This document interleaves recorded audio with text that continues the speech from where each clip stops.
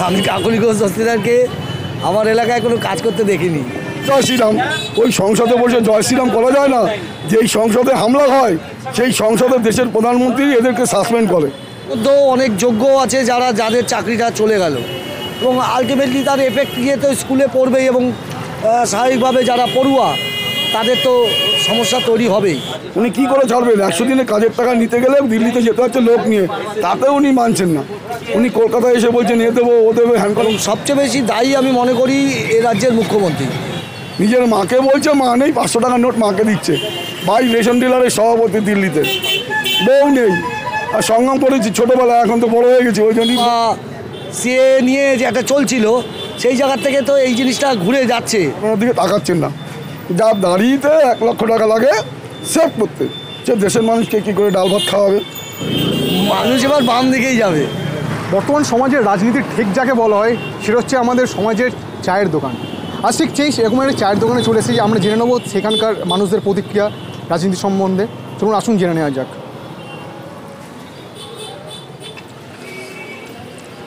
হ্যাঁ বলুন। আদালতের নির্দেশে তো প্রায় 26,000-এর মতো চাকরি বাতিল করা হলো আদালতের নির্দেশে, এই নিয়ে কি বলবে? এটা নিয়ে তো সরকারের ব্যাপার, সরকার বুঝবে কোন সরকারের আমলে হয়েছে সেটা তো আমরা সাধারণ মানুষ আমরা জানি না। যে সরকার বুঝবে সেই সরকারের আমলে কিছু না কিছু ঘটে, এইটাকে নিয়ে আমরা চিন্তাভাবনা করি না। আমরা চিন্তাভাবনা করি আমাদের বেচা কিনে নিয়ে, আমাদের পরিবার কীভাবে চলবে, এটাই আমাদের লক্ষ্য। তা আমাদের লক্ষ্যের মধ্যে যে আমাদের দেশের প্রধানমন্ত্রী যিনি বর্তমানে, তিনি যে সমস্ত জিনিসগুলো বলছেন সেই সমস্ত জিনিসগুলো ঠিক না। আমি একটা উপদেশ দিই যে উনি প্রথমে যখন জেতার আগে বললেন যে আমি জিরো ব্যালেন্স বইতে প্রত্যেক গরিব মানুষকে, ভারতবাসীকে 15 লক্ষ টাকা করে আমি তার একটা ব্যাঙ্ক জিরো ব্যালেন্স বইতে অ্যাকাউন্টে ঢুকিয়ে দেবো। আর দ্বিতীয়টা কী করবো, 2 কোটি লোকের চাকরি দেবো। তা 2 কোটি লোকের চাকরি ক্যান্সেল হয়ে গেছে, বাতিল হয়ে গেছে। আর দেশের যত বড় মাথা আছে, বিধাতাগুলো আছে, সেগুলো বিক্রি হয়ে যাচ্ছে দিনের পর দিন। টাটা বিড়ালা গোয়েঙ্কাদের বলছে টাকা নিয়ে পালিয়ে যাও। এই হচ্ছে আমাদের দেশের প্রধানমন্ত্রী। আমাদের জামা প্যান্ট খুলতে বাকি আছে। চায়ের দোকান তো লাটে গেছে, এখন চলে যাচ্ছে। তৃতীয় কথা হচ্ছে উনি বলছেন আমার বাবা নেই, মা নেই, ভাই নেই। তাহলে পুরুলিয়াতে আমার দেশের মুখ্যমন্ত্রী কী করে ওনার স্ত্রীকে শাড়ি উপহার দিলেন? আর ডিভোর্স চলছে, ছোট ছিলেন তো, সেই জন্য অনেক বড় ঘটনা ঘটে গেছে। এখন ওই ঘটনার দিকে তাকাচ্ছেন না। যার দাঁড়িয়েতে 1 লক্ষ টাকা লাগে সেভ করতে, সে দেশের মানুষকে কী করে ডাল ভাত খাওয়াবে? এই তো আমাদের দেশের উপহার প্রধানমন্ত্রী। কিন্তু বর্তমান সময়ে আমাদের যে দেশের যে প্রধানমন্ত্রী নরেন্দ্র মোদী, তিনি এক সময় কিন্তু চা বিক্রি করতেন, এটা নিশ্চয়ই আমি জানি। তো এই নিয়ে কী বলতেন? আমার বাবাও ছোটোবেলা হয়তো অনেক কিছু করেছে, আমি জানি না, কিন্তু পরে জানতে পারলাম আমার বাবাও চাওয়ালা ছিলেন। তা আমার দেশের প্রধানমন্ত্রী যদি চালান, তার শিক্ষাগত যোগ্যতা কোথায়? সুপ্রিম কোর্টে কাগজ পড়ে আছে, এর থেকে বড় কিছু আর বলার নেই। তো আমাদের তো রাজ্যে তো আপনি দেখতে পাচ্ছেন যে বর্তমান সময়ে যে রাজ্যের যে অবস্থা, দুর্নীতি তো হয়েছে। আমার রাজ্যে আমি আছি, যেখানে খুশি যাচ্ছি, ইচ্ছে মতন যাচ্ছি। আমার রাজ্যে আমি 30 টাকা 35 টাকা ডাল ভাত সবজি পাচ্ছি, এটা আমার উপহার। যা পৃথিবীর কোনো দেশে গর্ব করে বলতে পারবে না, সে একমাত্র পশ্চিমবাংলা। রাত বেরাত যখন যেখানে খুশি যেতে পারবো। সন্ধ্যে 7টার পরে বিজেপির যে কোনো স্টেটে মহিলারা বেরোতে পারবে না, মহিলারা বেরোতে পারবে না। 4 টাকার গ্যাস যদি হয় 12 টাকা, তাহলে দেশের প্রধানমন্ত্রী কী সুন্দর। হ্যাঁ, 8 টাকার পেট্রোল ডিজেল যদি হয় 110 টাকা, দেশের প্রধানমন্ত্রী কী জন্য? একটা সেরিডনের দাম ছিল 20 পয়সা, এখন 5 টাকা। এই আমার দেশের প্রধানমন্ত্রী। মানে গরিব মানুষ সব মরে যাক, আর ওই টাটা বিড়ালা গোয়েঙ্কা টাকা পয়সা দিয়ে বিদেশে পাড়ি দিক। উনি তো এইটাই চেয়েছেন, যার জন্য 1 লক্ষ টাকা দাড়ি, কেমন দাড়িতে শ্যাম্পু করেন, এটা উপহার আমাদের। আর চায়ের দোকানওয়ালা কী করবে? সারাদিন কেটে 500 টাকা নিয়ে গেলে সে চুরি করছে, আর ওরা তো লোন নিয়ে পালিয়ে যাচ্ছে। এটা আমাদের দেশের উপহার, এর থেকে বড় উপহার কী আছে প্রধানমন্ত্রী? তো আপনাদের দাবিটা কি? মানে আপনারা এই এলাকার মানুষের আপনাদের দাবি কি? মানে কী দেশে? আমার দেশের গর্ব যে 2 টাকায় ডাল ভাত খেয়েছিলাম, সেই 2 টাকা কংগ্রেস সরকার ছিল। 1947 সালে দেশ স্বাধীন হওয়ার পর 150 বছর কংগ্রেসের বয়স। আবার কংগ্রেস দেশে আমাদের ফিরে আসুক, যতই টমাটো লোক ফিরে আসুক। আপনাদের এখানে যে তৃণমূল প্রার্থী আছে কাকলি ঘোষ দস্তিদার, উনি এখানকার কি, মানে আপনাদের এখানে এই এলাকার মানুষ, এখানে কি উনি কাজ করেছেন বলে আপনার মনে হয়? মানে কি কাকলি ঘোষ দস্তিদার যে সমস্ত কাজ করেছে, ভারতবর্ষের ইতিহাস তৈরি করেছে। এই যে মেট্রো রেল থেকে শুরু করে সব কাকলি ঘোষ দস্তিদার স্যাংশন করা, আন্ডারপাস থেকে সব কাকলি ঘোষ দস্তিদার স্যাংশন করা। কিন্তু এই বিজেপি গভর্নমেন্ট সেটাকে ছাড়ছে না, আটকে রেখেছে। আরে 100 দিনের কাজের টাকা দিচ্ছে না, তো উনি কী করে ছাড়বেন? উনি কী করে ছাড়বেন? 100 দিনের কাজের টাকা নিতে গেলে দিল্লিতে যেতে হচ্ছে লোক নিয়ে, তাতেও উনি মানছেন না। উনি কলকাতায় এসে বলছেন এ দেবো ও দেবে হ্যান করেন ত্যান করে, কিছুই করছে না। রেশনটাও বন্ধ করে দিয়ে ফেলে রেখে আছেন। মানে আপনাদের কথা অনুযায়ী কাকুলি ঘোষ দস্তিদার এই এলাকায় সত্যি কাজ করেছে। এই এলাকায় সত্যিই কাজ হচ্ছে সমস্ত দিকে গ্রামের মধ্যে থেকে শুরু করে জল থেকে আলো থেকে লাইট থেকে আমাদের কোনো জিনিস না পাওয়া না সব পেয়েছি আমরা।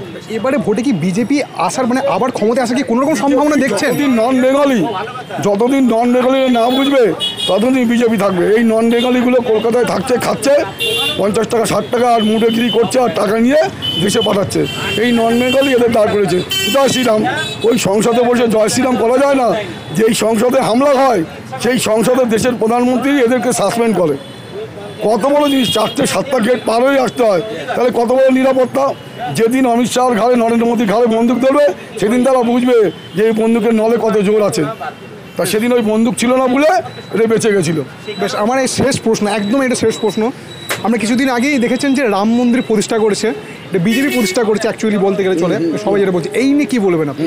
এটা নিয়ে গর্ব করার কিছুই নেই। এটা ভারতবাসীর কাছ থেকে একটা অনুদান পেয়েছে। বিদেশের কেন পয়সা আসবে? দেশের পয়সায় করুক। বিদেশ তো এর মধ্যে ঢুকে গেছে, তারাও টাকা দিয়েছে, তারাও বলবে আমরা অংশীদার, আমাদের সাইড থেকে একটু ভেঙে দিতে হবে, তখন তো খোঁচা লেগে যাবে। যে কোনো দিন ঘরে পুজো পায়নি সে বড় বিধাতা।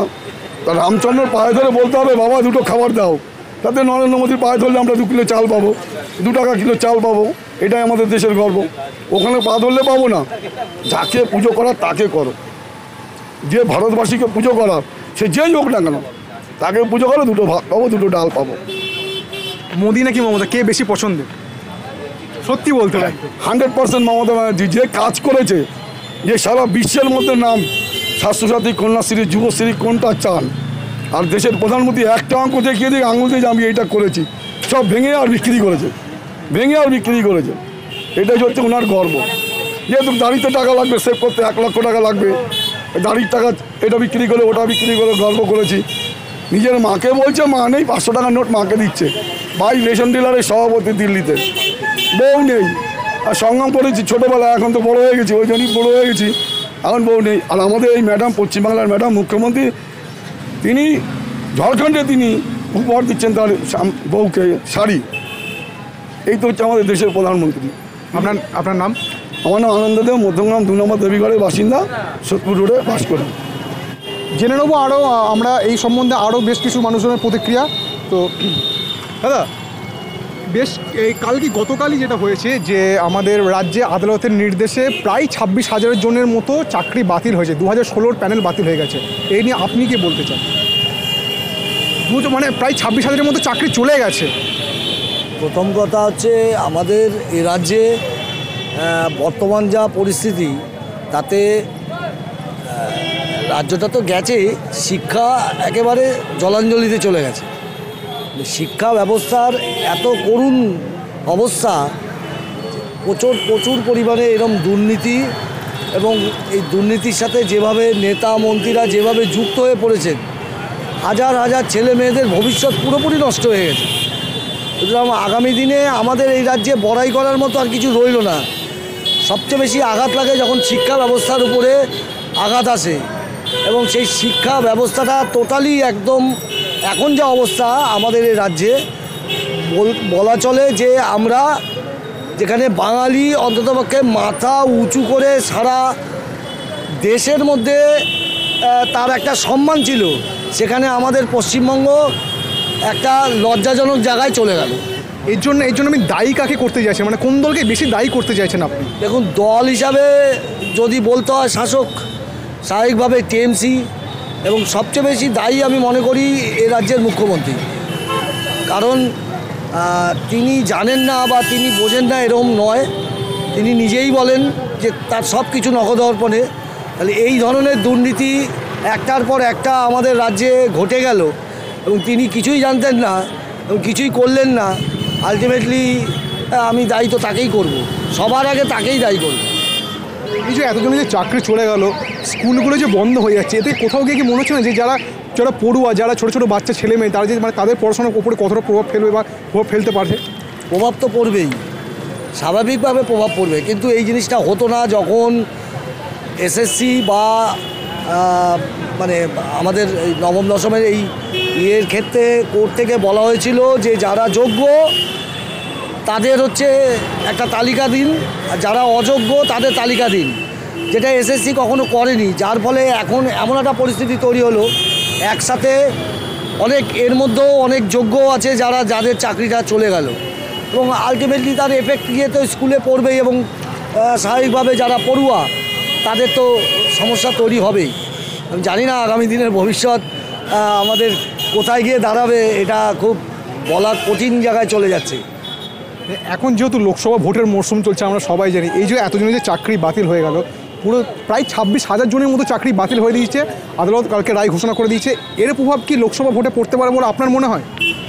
হ্যাঁ, পড়তে তো অবশ্যই পারে, কারণ লোকসভা ভোটের একটা এর আগের একটা দিক ছিল, যেটা হচ্ছে ক্যাব বা সিএ নিয়ে যে একটা চলছিল, সেই জায়গার থেকে তো এই জিনিসটা ঘুরে যাচ্ছে, এবং স্বাভাবিকভাবে এইটা তো প্রভাব পড়বেই, কিছুটা না হলেও প্রভাব পড়বে।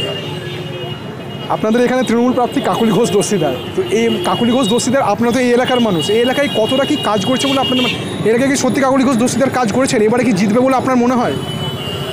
আমি কাকলি ঘোষ দস্তিদারকে আমার এলাকায় কোনো কাজ করতে দেখিনি, তা আমি আর বলতে পারছি না আর কিছু।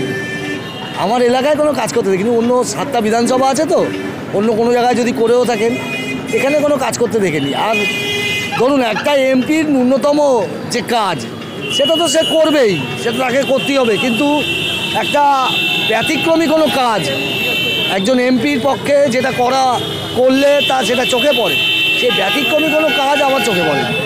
এবারে কে জিততে পারে বলে আপনার মনে হচ্ছে? মানে আপনার সাধারণ মানুষ হিসেবে আপনার কি মনে হচ্ছে, কে ক্ষমতায় আসতে পারে এবারে? মানুষ এবার বাম দিকেই যাবে বলছেন? আচ্ছা, আপনার নাম? আমার নাম হচ্ছে বিভাস দত্ত।